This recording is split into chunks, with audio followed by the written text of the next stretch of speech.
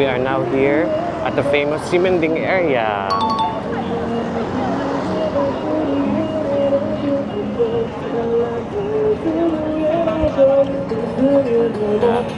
So, ito siya at night. Good evening guys. So, dito na kami ngayon sa labas. And ito ang Simending area at night. Ang mga stores dito, usually 24 hours yung iba, pero iba usually from 7 or 10 a.m. until 9 p.m. Pero yung na-research sa Google, mostly of them are 24 hours. Pero yung mga major stores, hindi siguro.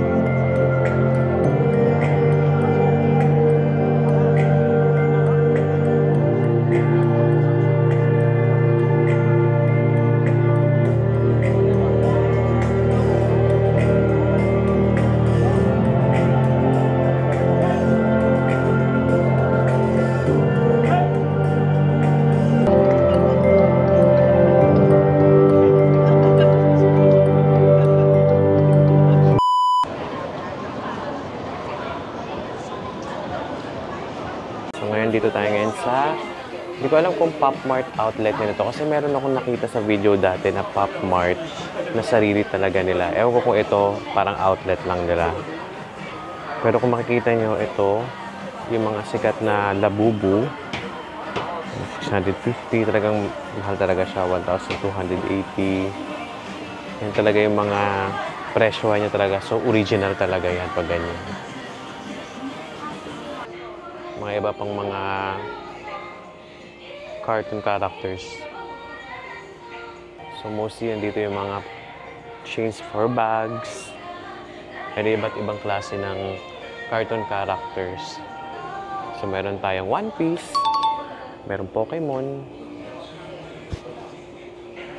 So ito na yung pinaka store ng Pop Mart. So dito kami ngayon sa second floor.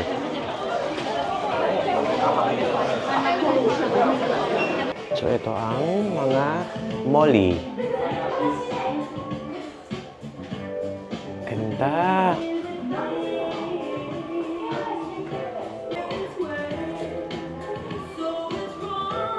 Sa final floor ng Pop Mart. 1, 2, 3, 4. Ito yung fourth floor niya.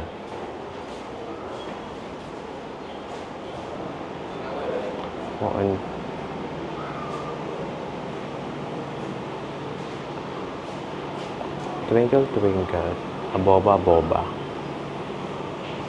As for the exciting macaroon, ito yung unang version niya ata. So, cost 440 NTD. And here is 770 NTD. Ito yung the Monster Edition niya, yung may Coca-Cola. Cute. Golden rice. What is your best seller here?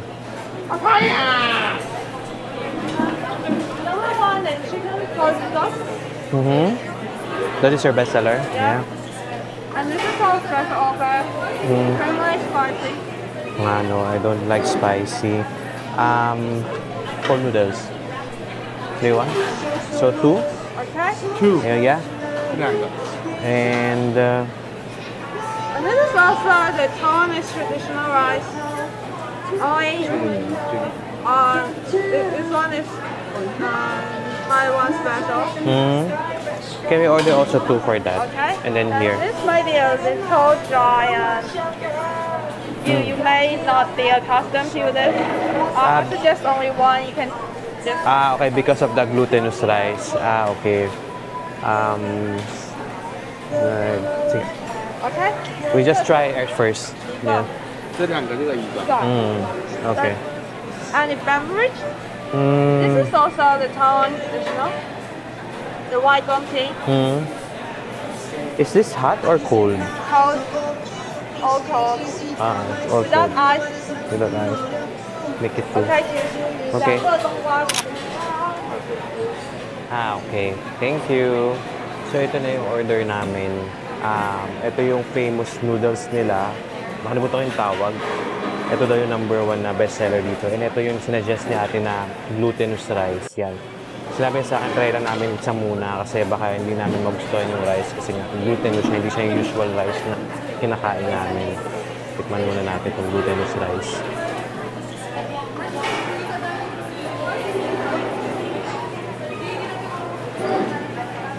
Alam ko na kung bakit isa muna pinapo-order niya. Parang siyang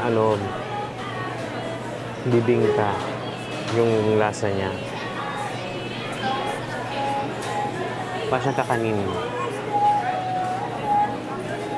Sa akin, sakto lang siya. Hindi siya ganun ka-alat, hindi siya ganun katamis. Yung lasa ng bibingka na medyo tabangan mo ng konti, ito yung lasa niya. Tapos meron pa siya mga peas and ibang gulay. Then ito yung chicken noodles nila na parang may peanut sauce. Pero ito, cold noodles yung tawag pala nila dito.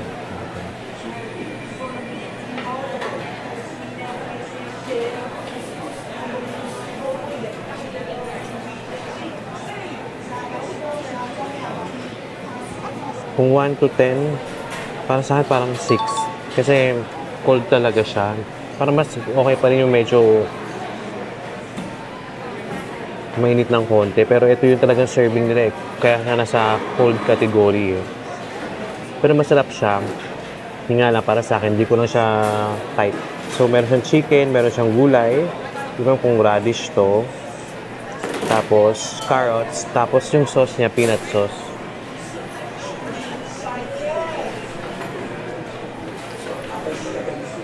Kainin muna namin after nandito, punta pa tayo sa iba kung ano nga pwede pang makain ng mga street foods along the way. Kasi marami pa dun eh.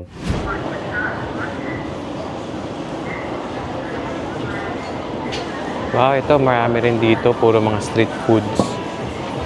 Ito na ata yung alley niya na puro street foods. Yan. Ito,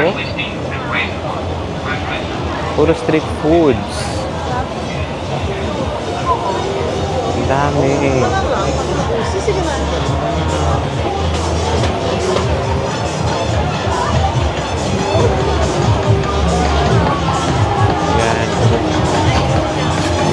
Radish cake, crispy Chinese omelette, pancake, plain noodles.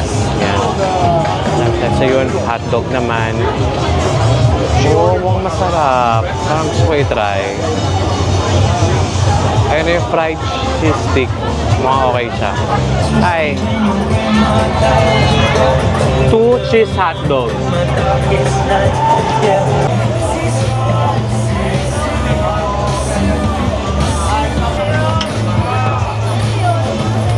Cheche. Cheche. Tignan natin yung cheese dog ni Kuya.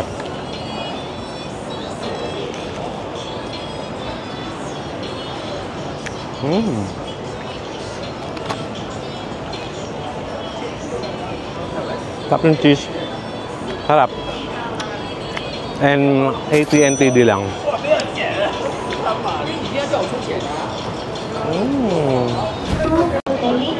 So, syempre, hindi mawawala o hindi natin pwedeng hindi mapuntahan itong famous milk tea nila dito sa Ximending area, ang Xinfutang. Ito yun. Pinipilahan kasi siya eh. Yan. Ito ang number 1 milk tea in Taiwan. So, tikman natin siya kung worth the hype ba to. Hi! 2 number 1. How much? 10, 20, 30, 40. Thank you. Pick ka dito na isa. Tapos nakuha ko number 3. So, nakuha ko number 3. Eto. Kuha ko na isa.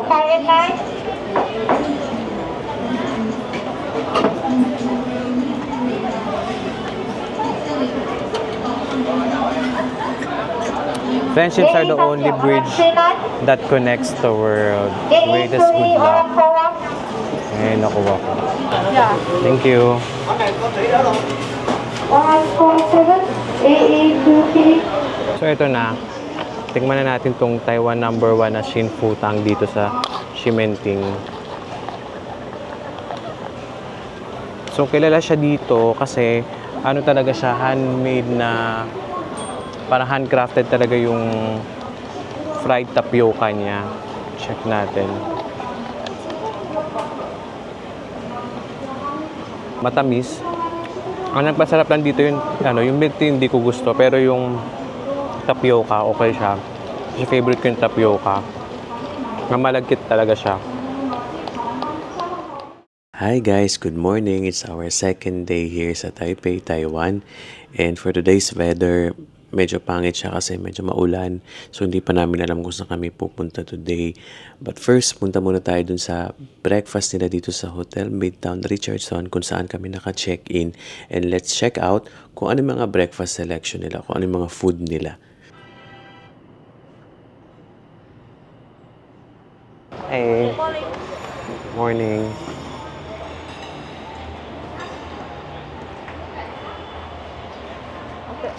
Thank you.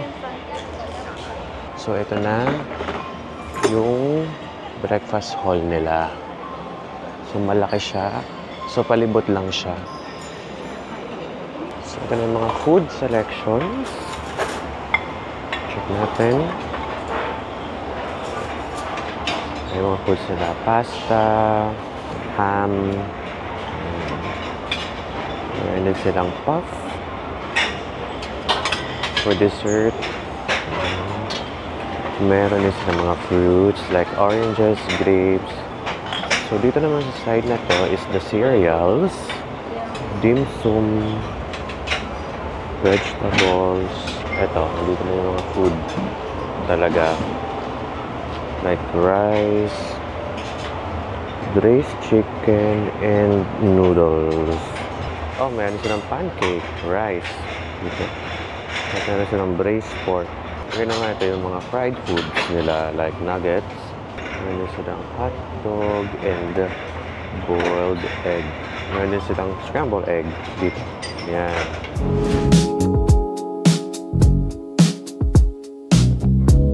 Dito kami sa 101 Shopping Center. So mamaya, i-tour namin kayo kung saan dito yung pinaka-famous building nila dito sa Taipei, Taiwan na may kakaibang architecture. Ngayon kasi, ang pangit ng panahon. Talagang uulan siya until 6 p.m. Kaya sumilong muna kami dito sa bridge. Ito, nandito sa harapan namin yung 101 Shopping Center. Pakita namin. Ayan. Sa likod niya, nandun yung 101 na building. So mamaya puntahan din natin yun. Kaya tambay muna kami dito ng kahit saglit. Then papasok kami doon sa 101. So hanapin muna natin kung saan yung entrance ng 101 Shopping Center. Kasi yung banda dito, kung makikita nyo, ito na yung mga brands ng mga nasa loob na store. Eh yung nandito kasi delivery entrance. So hanapin natin kung saan yung pinaka-entrance niya. So ito na yung entrance niya. So ito yung 101 na shopping center. Ang katabi niya, ito yung 101 building na sikat sa kanila. Kakaiba, no? Ang taas. Ang ganda. Mamaya baka pwede pumasok siya. So, meron sila ditong mga stalls for umbrella para mapatuyo nyo. Ayan, yan yung ginagawa nila dito. Para hindi tumulo dun sa loob. So, dito na tayo sa loob ng mall. So, ayan ang loob niya. So, ang bumungad sa amin ay ang Apple Store. Malaking Apple Store nila dito. Ang laki. Hanap muna kami ng pwedeng mapunta at makainan. So, ito na yung loob ng mall. So, ito yung interior niya. Ito yung taas. Ayan. Ito ang 101 shopping center nila dito. Mostly mga branded yung mga nandito. Ayan, so meron Chanel, may Dior. So, ito napunta namin, puro mga branded pala yun nandito. Check namin yung kabila kung anong mang merong pwedeng mapuntahan o saan pwede kumain. So, nandito na kami sa 5th floor. Mas marami pang brands dito na makikita. Ito, ang Louis Vuitton. Ang katabi niya, Cartier. May YSL sa taas. Yan, mayroong Balenciaga. Katabi ng Cartier, Gucci. Nandito lahat, kompleto siya ng mga brands. So kung may balak mag-shopping dyan ng mga brands, nandito sa 101 Shopping Center. Nandito sila lahat, nagkalat sila. One-stop shop. Meron pang Burberry sa kabila. Ayan. Ito nasa likod ko, Bulgari. So kompleto siya. Kompleto siya ng mga branded. Kung gusto nyo dito mag-shopping. Ito na yung observatory hall nila na pwede tayong pumunta doon sa 101 building. So, ito na yung bilihan ng tickets for Taipei 101 Observatory.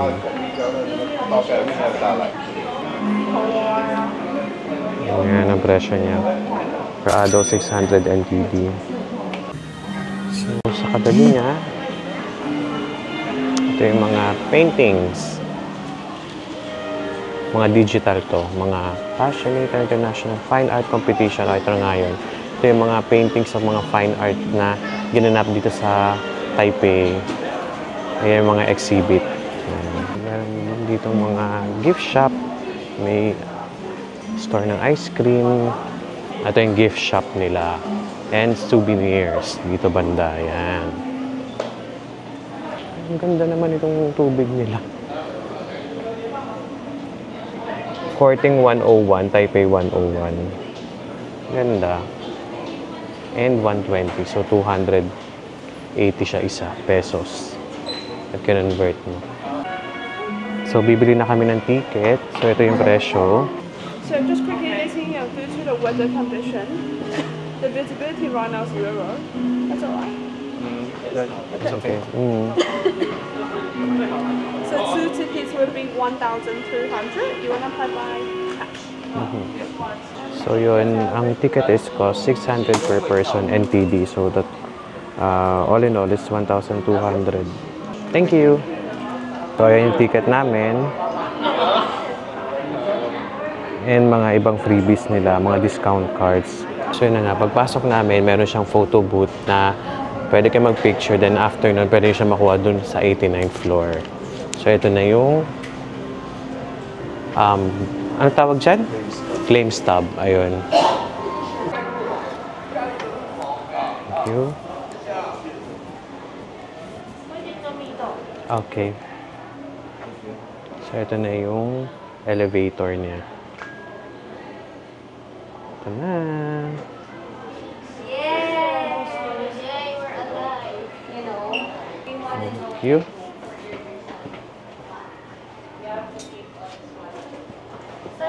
各位贵宾，请看两侧荧幕显示楼层、高度、速度及时间。Please look at the screens on both sides, indicating floor, height, speed, and time. So ito na. 両サイドのモニターをご覧ください。このエレベーターの高さ、スピード、時間、位置を表しています。양쪽 모니터를 보시면 엘리베이터의 층수, 높이, 속도와 시간을 보실 수 있습니다. 도달될 고자이마스. 도착하였습니다. 감사합니다. 3989。要付出去吗？要。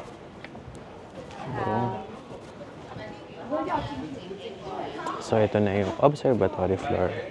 So ito na yung 600 NTD na binayaran nyo. So yun nga lang, dahil umuulan, hindi makita yung labas. Yan, dahil zero visibility, hindi natin makita yung labas. Pero, okay na rin. Hindi yung ma-appreciate lang yung labas. Yun.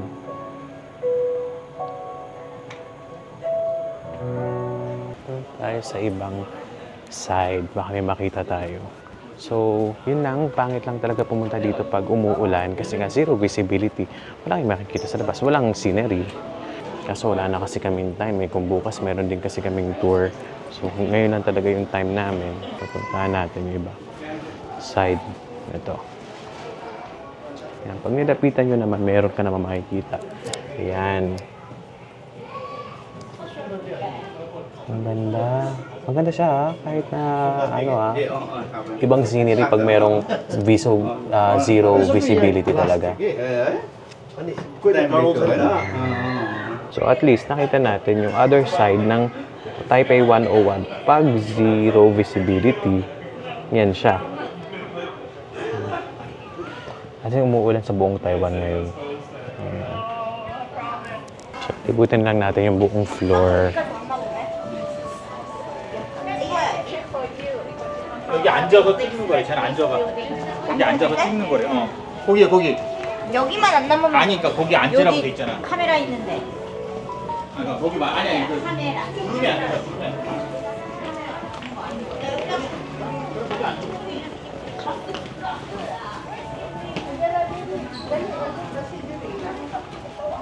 So ito naman yung mga robots nila. Super Robot Station. Ganda sana kung pipicture ko dun sa likod, kaso pangit ng background, puro fog. Ay, kitang-kita dito yung stadium. Yan o. Ang galing o. Ayan. Ang ganda ng Taiwan o. Nakita mo yung buo. So, ito yung Taipei 101 post na pwede kayong mag-stamp at pwede kayong magsulat. Ang maganda kaya dito. Ang maganda to.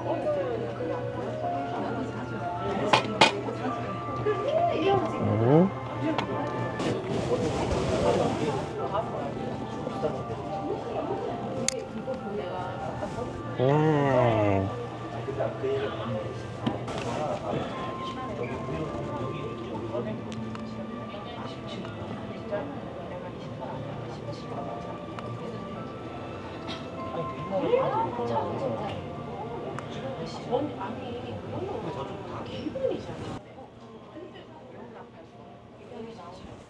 Hi guys, so tapos na kami. Kapunta na kami ng Taipei 101. Dito na kami sa labas and thank God, di na siya umuulan. So, nakuha namin sa taas yung photo na pictures. So, kung tatanungin niyo yung presyo, nagkoko siya ng 500 NTD. Pero kung meron yung isa pa, merong 600. Ito yon. Ayan.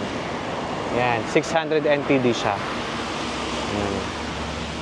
Tapos yung loob niyan, yung picture nyo, ayan, para sa postcard. So, nandito na kami sa labas. Ito yung Taipei 101. Ang ganda niya. Ang taas. Ayan. Ang ganda ng ano niya, no, architecture niya. Kakaiba yung building. So, tapos na kami dito sa 101. Time check, 5 PM na. So, babalik na kami dun sa hotel o yung dun sa night market para dun na kami kumain kasi walang kainan dito, ang mamahal. Kaya balik na kami doon. Mag-take na lang kami ng Uber. Medyo tinatamad na rin kasi mag-tren. So kung Uber, papunta doon sa cement station, nasa 300 NTD or 600 pesos. Punta na lang kami doon. Hi guys! So nandito na ako ngayon sa hotel. Nakabalik na rin sa wakas. So ngayon, mag-dinner na kami and okay na yung panahon. Wala nang ulan. So makakalabas na kami ng matibay kasi wala nang payong-payong. So okay na. Tomorrow will be another vlog. This time lalabas na tayo ng Taipei. So mas okay, mas marami tayong mapupuntahan. So thank you guys sa panonood and good night!